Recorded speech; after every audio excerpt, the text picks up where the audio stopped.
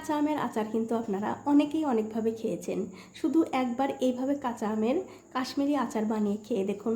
কথা দিচ্ছি, একবার খেলে আপনারা এই আচারটাই বারবার বানাতে চাইবেন। তো কাঁচা আমের কাশ্মীরি আচার বানাবার জন্য দেখতে পাচ্ছেন এখানে আমি কিছু কাঁচা আম নিয়েছি।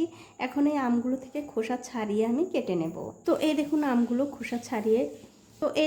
আমগুলো থেকে খোসা ছাড়িয়ে এরকম ছোট ছোট টুকরো করে আমি কেটে নিয়েছি।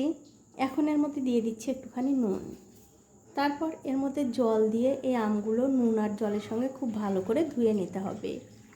এই আমগুলো যদি নুন আর জল দিয়ে ধোয়া যায় তাহলে কি হবে বন্ধুরা, আমের মধ্যে যে একটা কষ থাকে সেই কষটা কেটে যাবে। আমের আচারটা দেখতেও ভালো লাগবে, আবার খেতেও ভালো লাগবে। আর এই আমগুলো কিন্তু নুন জল থেকে তুলে অবশ্যই আবার একটু ভালো জল দিয়ে ধুয়ে নিতে হবে।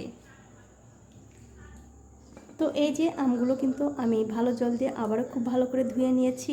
এখন একটা কড়াইতে দিয়ে দিচ্ছি 1.5 বাটি চিনি। যেহেতু 1 কেজির কাছাকাছি প্রায় আমি আম নিয়েছি, তার জন্য 1 কেজির একটুখানি কম দিয়ে দিলাম চিনি। তারপর এর মধ্যে দিয়ে দেব সামান্য একটু জল।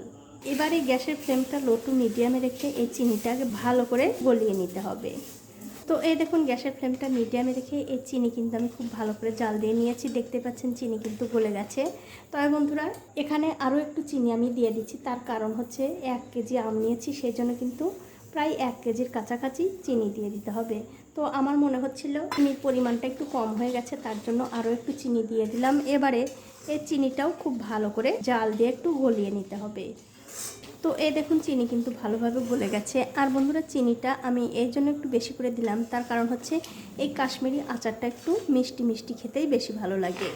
এখন আমি এর মধ্যে দিয়ে দিচ্ছি স্বাদ মতো নুন, আর দিয়ে দেব একটুখানি কাশ্মীরি লঙ্কার গুঁড়ো। এতে করে কি হবে, আচারের কালারটা খুব সুন্দর আসবে, দেখতে ভালো লাগবে।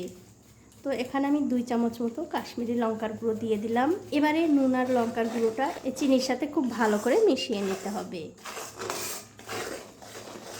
তো এই দেখুন নুন আর লঙ্কার গুঁড়ো কিন্তু আমি চিনির সঙ্গে খুব ভালো করে মিশিয়ে দিয়েছি। এখন আমি এর মধ্যে দিয়ে দিচ্ছি আগে থেকে কেটে রাখা সেই আম। এবারে আমগুলো এই চিনির রসের সঙ্গে খুব ভালো করে মিশিয়ে দিতে হবে। দেখুন আমগুলো কিন্তু চিনির রসের সঙ্গে খুব ভালো করে মিশিয়ে দিয়েছি। এবারে গ্যাসের ফ্লেমটা মিডিয়ামে রেখে একটা ঢাকা দিয়ে এই আমগুলো 4 থেকে 5 মিনিট আগে সেদ্ধ করে নেব। তো এই যে 5 মিনিট কিন্তু হয়ে গেছে। এখন আমি উপর থেকে ঢাকাটা তুলে নিচ্ছি। তুলে নিয়ে এই আচারটা আমি হালকা হাতে একটু নাড়াচাড়া করে দেব। আর দেখতেই পাচ্ছেন আমগুলো কিন্তু সেদ্ধ হতে শুরু হয়ে গেছে। এখন আমি এর মধ্যে দিয়ে দিচ্ছি কিছু আদার টুকরো। আর বন্ধুরা, এই কাশ্মীরি আচারের জন্য কিন্তু আর কোনো মশলার দরকার নেই, শুধু এই আদাটাই যথেষ্ট। এবারে আদাটা আচারের সঙ্গে ভালো করে মিশিয়ে দিয়ে গ্যাসের ফ্লেমটা মিডিয়াম টু হাই রেখে এই আচারটা আমি আরও কিছুক্ষণ রান্না করে নেব। মানে যতক্ষণ না এই আচারের মধ্যে থেকে গ্রেভিটা, মানে আচারের রসটা শুকনো শুকনো হয়ে আসছে, ততক্ষণ কিন্তু রান্না করতে হবে। তো এই যে দেখুন গ্যাসের ফ্লেমটা মিডিয়াম টু হাই রেখে এই আচারটা কিন্তু আমি প্রায় 7-8 মিনিট সময় ধরে খুব ভালো করে রান্না করে নিয়েছি। আর দেখতেই পাচ্ছেন আচারের গ্রেভিটা কিন্তু অনেকটা ঘন হয়ে গেছে, আর আমগুলোও কিন্তু খুব ভালোভাবে সেদ্ধ হয়ে গেছে, দেখতেই পাচ্ছেন। আর এই আচারটা যখন আপনারা বানাবেন, মানে রান্না করবেন, তখন কিন্তু খুব একটা বেশি ঘাটাঘাটি করা যাবে না, তাহলে কিন্তু আমের টুকরোগুলো ভেঙে যাবে। এখন আমি গ্যাসের ফ্লেমটা লো টু মিডিয়ামে রেখে এই আচারটা আরও কিছুক্ষণ রান্না করে নেব। তো এই দেখুন গ্যাসের ফ্লেমটা লো টু মিডিয়ামে রেখে এই আচার কিন্তু আমি আবারও প্রায় 10 থেকে 15 মিনিট সময় ধরে খুব ভালো করে রান্না করে নিয়েছি। দেখতেই পাচ্ছেন আচারের যে গ্রেভিটা, সেই গ্রেভিটা কিন্তু অনেকটা ঘন হয়ে গেছে। এর চেয়ে আর ঘন করার দরকার নেই। আর বন্ধুরা, আচার বানানোর সময় অবশ্যই একটা কথা মনে রাখবেন, আচার যত ভালো করে একটু জাল দেবেন, ধৈর্য ধরে একটু সময় নিয়ে রান্না করবেন, আচার খেতে কিন্তু ততই ভালো লাগবে, আবার অনেক দিন পর্যন্ত ভালো থাকবে। দেখুন গ্রেভিটাও কিন্তু অনেকটা শুকনো শুকনো হয়ে গেছে, আবার আমগুলোও কিন্তু খুব ভালোভাবে সুসেদ্ধ হয়ে গেছে, আর একটা আমও কিন্তু গলে যায়নি। ঠিক এরকম করেই কিন্তু আচারটা রান্না করতে হবে।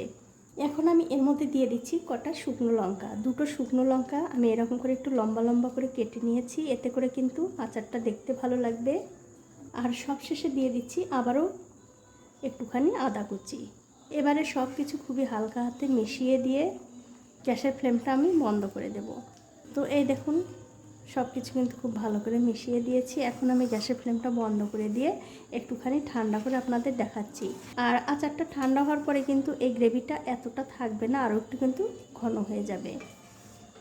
তো তো এই দেখুন আচার কিন্তু আমি খুব ভালো করে ঠান্ডা করে নিয়েছি, আর দেখতেই পাচ্ছেন আচারটা দেখতে কত সুন্দর লোভনীয় লাগছে। এখন আপনাদের একটু পরিবেশন করেও দেখাচ্ছি, দেখুন কতটা সুন্দর হয়েছে। এভাবে আচার বানিয়ে কিন্তু আপনারা সারা বছর ঘরে সংরক্ষণ করে রাখতে পারবেন। একটা কাচের বয়ামে তুলে যদি আপনারা ফ্রিজে রেখে দেন তাহলে কিন্তু সারা বছর ভালো থাকবে। আর মাঝে মধ্যে বের করে একটু রোদে দেবেন, তাহলে কিন্তু আরও ভালো থাকবে। তো বন্ধুরা, আজ এই পর্যন্তই। দেখা হবে অন্য কোনো নতুন ভিডিও নিয়ে।